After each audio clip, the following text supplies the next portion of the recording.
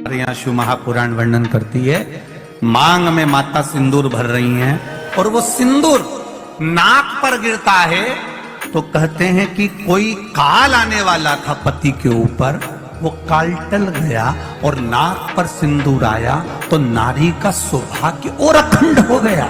ये शास्त्र कहता है। सिंदूर की डिब्बी में रखी ये चीज पति होगा अमीर। श्री शिवाय नमस्तुभ्यम। दोस्तों, हर हर महादेव। विवाहित स्त्रियों के लिए सिंदूर लगाना हिंदू धर्म में अनिवार्य माना जाता है। ये न केवल महिलाओं के भाग्य से जुड़ा होता है बल्कि उनके पति की लंबी उम्र और सुहाग की निशानी को भी दर्शाता है। हिंदू धर्म में सभी महिलाओं के पास सिंदूर रखने के लिए सिंदूरदानी जरूर होती है। हमारे शिव पुराण वक्ता आचार्य प्रदीप मिश्रा जी कहते हैं कि महिलाएं केवल सिंदूर की डब्बी में कुछ ऐसी खास चीजें रख लेने से पति की उम्र बढ़ा सकती हैं और अपने लिए मानसिक तौर पर सुख और समृद्धि पा सकती हैं। तो अगर आप भी जानना चाहते हैं गुरु जी के बताए वो अचूक उपाय, तो वीडियो को अंत तक जरूर देखिएगा। इससे पहले हमारे चैनल को सब्सक्राइब जरूर कर लीजिएगा। नमस्कार दोस्तों, शिव पुराण टीवी पर आप सभी का स्वागत है।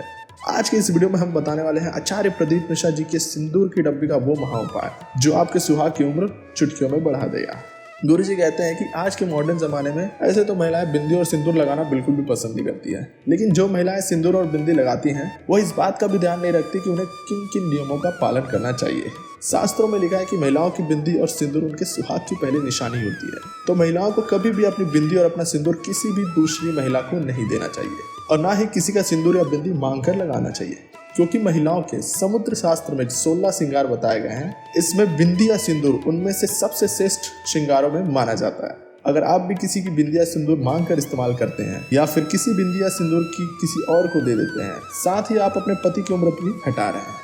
ऐसा माना जाता है कि अगर आपकी बिंदी और सिंदूर अगर किसी स्त्री को लगाने के लिए दे दिया जाए तो आप अपने सौभाग्य भी उस स्त्री को दे देते हैं, और अगर किसी की भी बिंदी या सिंदूर आप मांग कर इस्तेमाल कर रहे हैं तो उस स्त्री का दुर्भाग्य आपके पास आ जाता है। तो कभी भी किसी का सिंदूर या बिंदी लेन देन करने से पहले इन बातों का जरूर ध्यान रखें और भूल कर भी किसी को बिंदी या सिंदूर ना दें।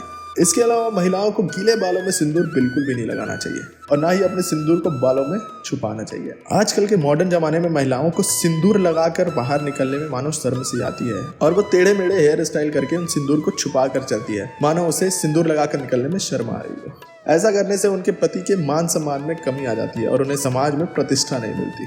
साथ ही गुरुजी यह भी कहते हैं कि महिलाओं को अपनी सिंदूर और सिंदूरदानी के साथ कुछ विशेष ध्यान रखना चाहिए।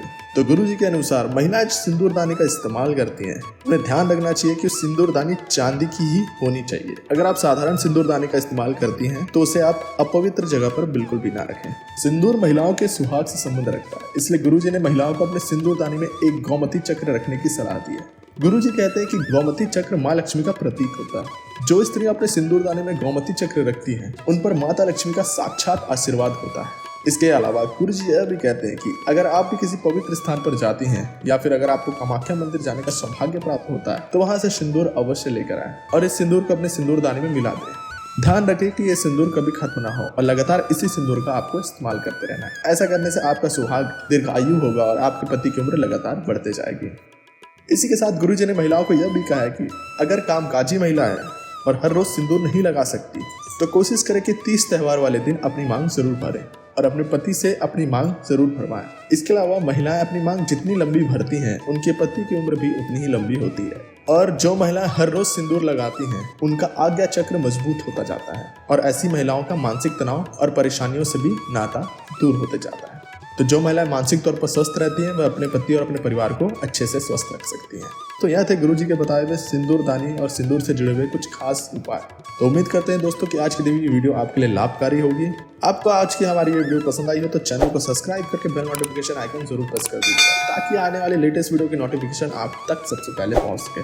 साथ ही कमेंट सेक्शन में ये जरूर बताइए कि आप किस टॉपिक से रिलेटेड आगे वीडियोस देखना चाहते हैं। इस वीडियो को ज़्यादा से ज़्यादा शेयर करें ताकि आचार्य प्रदीप मिश्रा जी की महिमा और लोगों तक पहुँच सके। तो मिलते हैं अगले वीडियो में, तब तक के लिए धन्यवाद।